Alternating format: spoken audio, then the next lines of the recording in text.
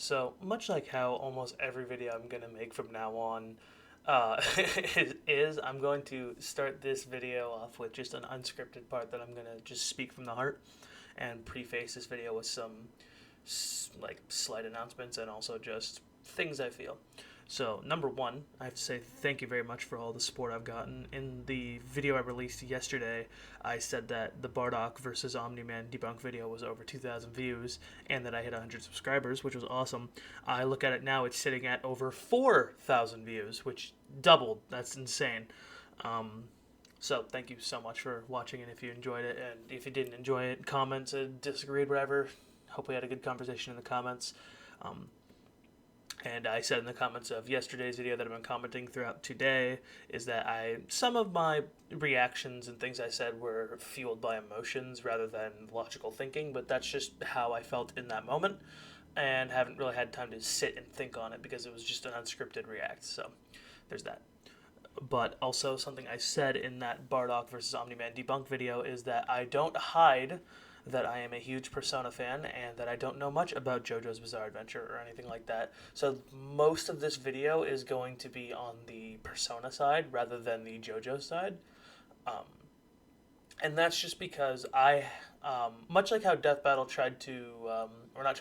much like how Death Battle justified how they scaled Omni-Man and Bardock in their videos, how they said, the beautiful thing about versus debating, it's all about how you look at the character or how you look at the world. And this is coming from how I look at the world of how Persona functions and look at the characters. So I just want to preface with this to sum everything I set up in the last 2 minutes.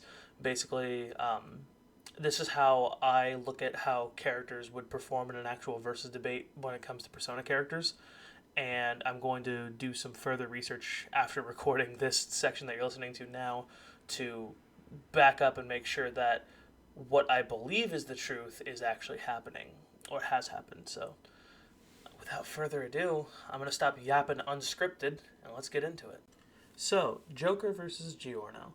This episode is coming out in 3 weeks, and like I highlighted in the introduction, this is going to be mostly about the Persona side of things involving Joker, since I do not know much about JoJo's or Giorno. However, if somebody who is more knowledgeable on the subject would like to talk to me about it and possibly set up a time where we could discuss it and make another video, that would be pretty cool. I welcome it. I'm open to it. So, like I said, and I'll state again, this is supposed to be for the Persona side and not for the JoJo side. And this isn't like me taking a bias, and this is not me taking one side and saying this is why Joker wins, blah, blah, blah. This is me bringing up factors I think should be scaled into this fight or taking into account for this fight. And if Death Battle does not do it, then it's kind of disingenuous and not really proper in how the character should be represented, at least in my eyes, much like how they said everybody can look at a character in different ways.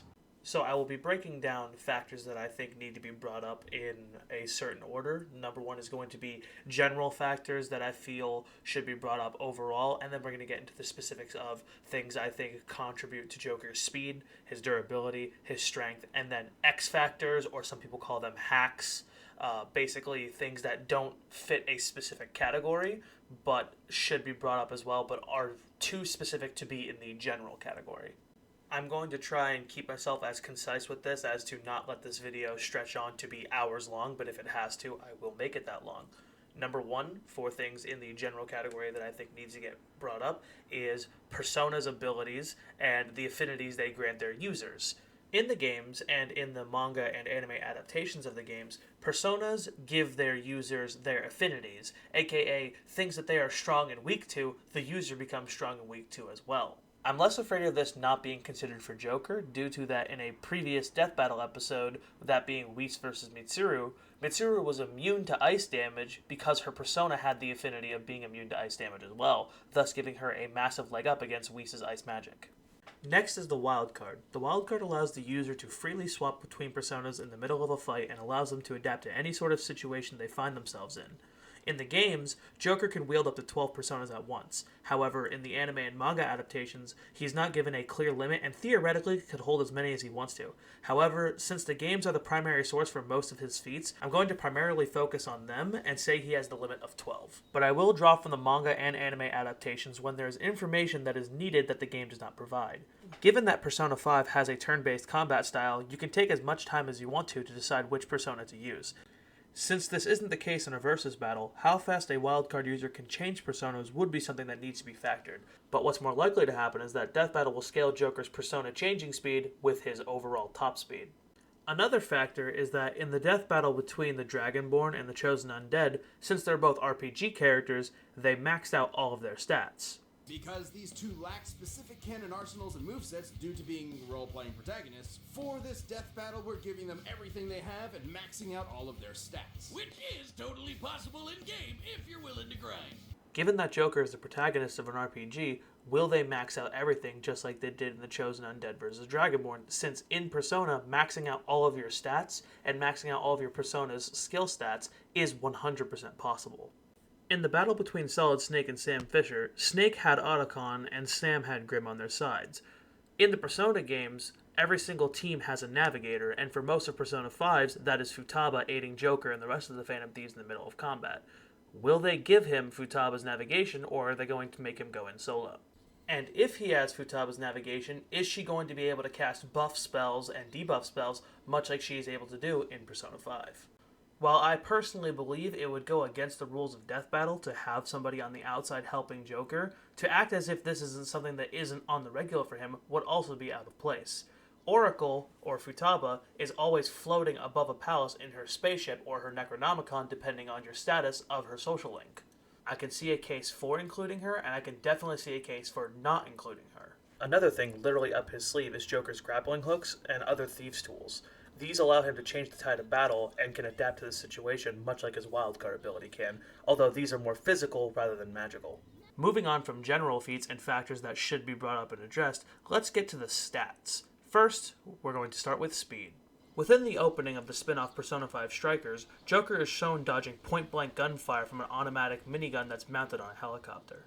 In the games, manga, and anime adaptations, the characters are also seen dodging lightning and dodging gunfire from enemies, from no more than what looks to be about 10 feet away. One of the final bosses of Persona 5, the Golden Chalice, has an ability called Arrow of Light. If we take this ability to be literal with its name, that means it's an arrow constructed of light and moves at light speed. That means Joker is able to and can react and move out of the way of light speed attacks. Compounding on these feats is Joker's ability to buff his own stats and debuff his enemy stats, but I will get further into those when we get to the X Factors or hacks section of the video. Moving on from speed, let's start talking about durability. Much like I said in the general section, a persona gives its user its affinities and traits, that being its resistances, its weakness, its nullification, and all of its magical abilities. If a persona is immune to fire damage while Joker has it equipped, then Joker himself should become immune to taking fire damage. The same would be true with ice, holy, curse, nuke, wind, everything. Any affinity that a persona is immune to, Joker should also be immune to as well while he has it equipped. And if Joker is given the ability to change personas as fast as his combat speed, then that means he would be able to react fast enough to change to a persona that would be immune to damage that is about to hit him. I will go further into these affinities when I talk in the X Factors section about resistances, nullifications, and then drains and repels, along with the wall spells. Another durability feat that Joker can scale to is, in Persona 5 the animation, Akechi is shot by guns that seem to leave no physical damage marks but knock him back a little bit, since he's being shot by somebody who is much, much stronger than him. But these gunshots don't leave any wounds, rather they just knock him off balance and push him back a little bit. Joker would scale to and likely exceed the other Phantom Thieves as he is the leader of their team. He would not be given this position if he could not fill the shoes and be the best that they can represent. To say that Joker would scale to Akechi's durability and if not exceed it would be the truth. Another feat for durability is that Joker and the rest of the Phantom Thieves survived being in the vacuum of space, albeit briefly. Even though this was in the metaverse and this was in somebody's palace, the metaverse is a place that takes shape after people's thoughts. If you believe something to be real, then it becomes real. Not to mention that Futaba herself outright states that it functions like a normal vacuum of space. Lastly, for durability, I believe this to be the least important, but it is still a factor that should be taken into consideration. There are many instances of Joker falling from an incredible height with almost nothing breaking his fall, yet when he lands he seems completely fine, as if it didn't faze him at all. While falling from a great height isn't the most impressive thing you can scale somebody's durability to, I believe it is still a factor that must be analyzed. Feats that are big or small should be brought up no matter what. And while this may be a small feat, I still deem it important enough to at least shine a light on it. Now, before we get into the X factors, we need to get to the category I think Joker has the least notable feats for, or least notable feats that he can scale to, and that is strength. Much like how he is tough enough to survive the vacuum of space, being strong enough to resist it and stay on course is also something very important. Being able to guide himself in space without being pulled around by gravitational pulls and the vacuum of space itself is something that should be considered in his strength. Being able to resist something like that takes a mighty effort. Lastly, for strength, we compared Joker to the other Phantom Thieves and said that he would likely outscale them since he is the leader.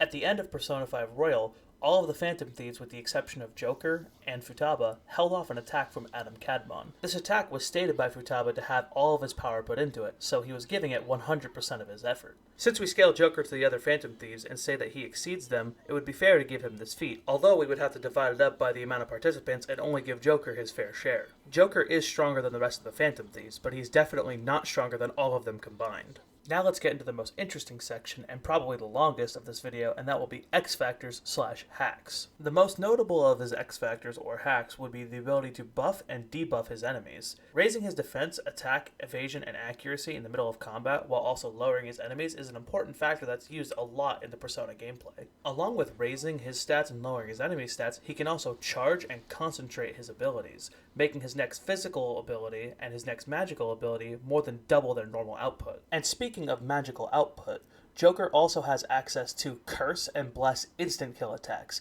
which in-game function very simply. If they hit the opponent, it kills them. It doesn't drain their stamina, it doesn't fatigue them, it doesn't have some sort of secondary effect. If it hits them, they die instantaneously. Something I touched on and alluded to in the durability section is the concept of repels, nullifies, and resistances, along with drains and the wall spells. Some personas aren't just immune to certain types of damage, but will actually reflect it back at the other person, or will heal Joker when they hit him. On top of that, there are break and wall skills that Joker has access to. Break and wall skills respectively put up or lower a defense against a certain type of magic. A wall will make him resistant to a certain type of magic for a short period of time. A break will remove someone's resistance to a certain type of magic for a certain amount of time. Along with personas innately being able to repel or nullify different types of attacks and magic, there's also the spells Tetrakarn and Makarakarn. Both of these spells will put up a barrier that will reflect the next physical damage or next magical damaging attack that hits Joker, right back at the enemy user. And in-game, there's only two ways to negate these spells, to either use something weaker to force it out, or to break it with a spell called Tetra Break.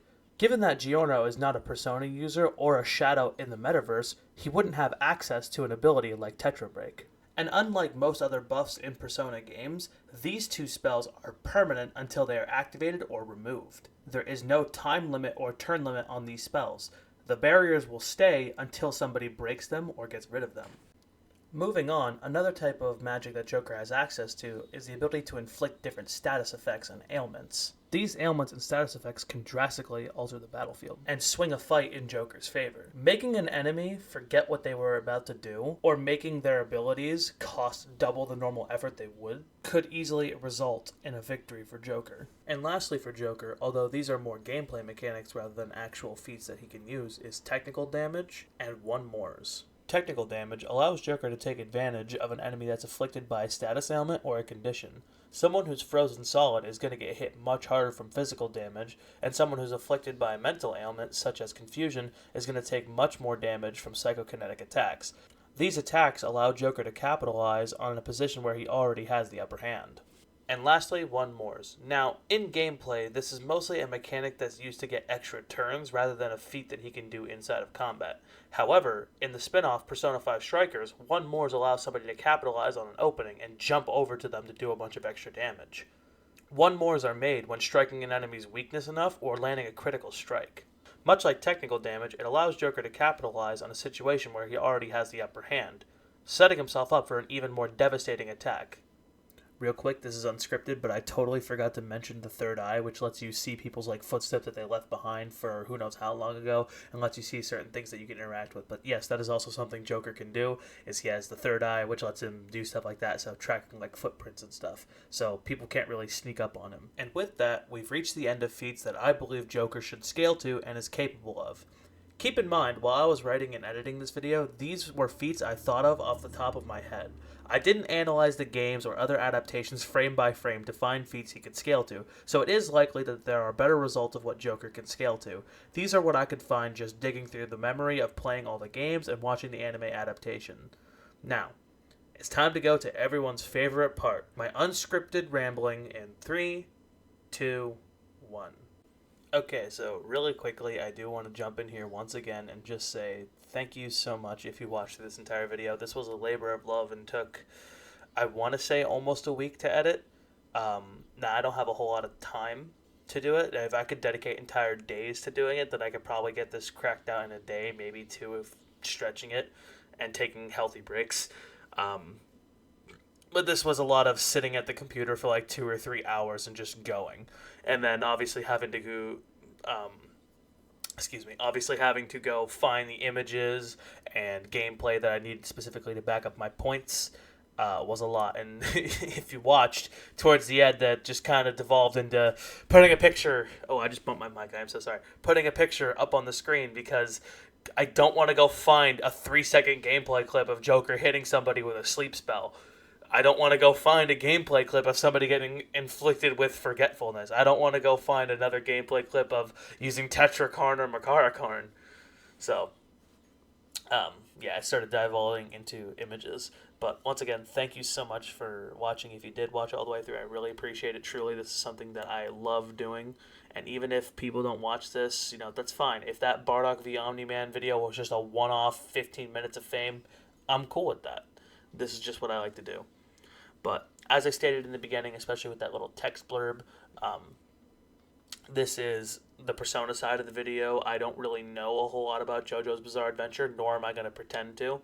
I have put a lot of hours into all of the Persona games combined. I would say if you took all of the Persona games, plus Strikers, and plus watching the anime for all three mainline games, or at least all three of the mainline games after 2, I'd probably put my playtime and watch time around 700 to 800 hours, probably more. I don't really know.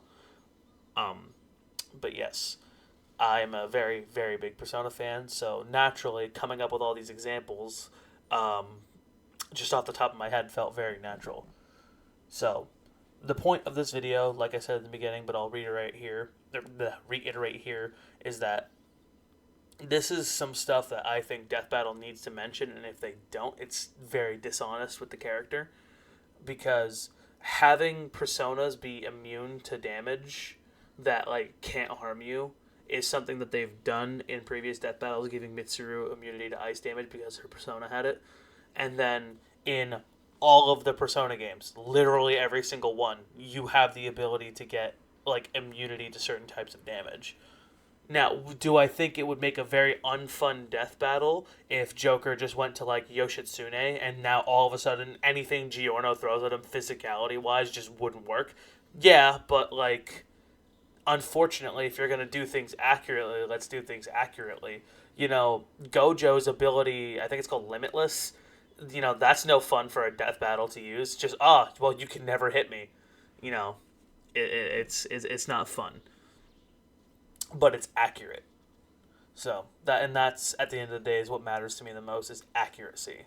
Because portraying a character accurately to how they would be portrayed in their games and shows or whatever, and also portraying their abilities accurately is very important to me. That's the reason why I made that Bardock versus Omni-Man video in the first place, because I felt like they were being very dishonest with how they were scaling and making feats and saying what counts and what doesn't. The biggest one that's brought up, and they even tried to downplay it in their Death Battle cast, was, why is everybody focusing on the planet when we're talking about the sun disk? Well, it's in the planet, you said he has full scaling to it, despite the fact that there is bare minimum 4 things at play helping destroy that fucking thing, and you just gave him the whole feat anyway. But, yeah, going back, like I said at the beginning as well, I'm very open to somebody talking to about this, like representing the JoJo side who knows a lot more about JoJo's than I do. I do not hide that I don't know about it. I do not pretend that I do not know about it. And I want to come at this very honestly and openly because I think honesty is very important. So I'm not going to pretend to know something I don't. But once again, I'm sure I could keep yapping on forever, but I've been sitting here for about almost 5 minutes unscripted talking, and I'm certain that I don't want this video length to double with just an unscripted section, so I'm going to stop. But thank you so much for watching or listening or, whatever you're doing. I appreciate this very much. It means a lot to me. Even if you hated the video, just watching through it means a lot to me. So, checkmate haters. But yeah, so thank you from the bottom of my heart. I like this. I love doing this. And yeah, I'll see you when I see you. Joker versus Giorno's coming out in I think 13 days, so a little less than 2 weeks. I did see the preview, and they said that he can hold an infinite amount of personas or an endless amount of personas. So what I said about him only having 12 doesn't really matter anymore, but that's all recorded and visualized. I'm not going back and changing it. But, addendums are addendums. And, yeah. And I will also say one last thing before I go. You're going to notice mic quality differences in between all of them. These were all recorded at different times, at different points in the day, at different days, with the mic being slightly closer or slightly further away. So I can't really help that. And the only way to do that would be to re-record all of the audio, but that's going to take a while. So I just decided, fuck it, put it here. Okay, I'm done yapping for reals. Thank you so much, and have a good day. And talk to me in the comments. Just don't be a dick about it. Be reasonable. Alright. Peace.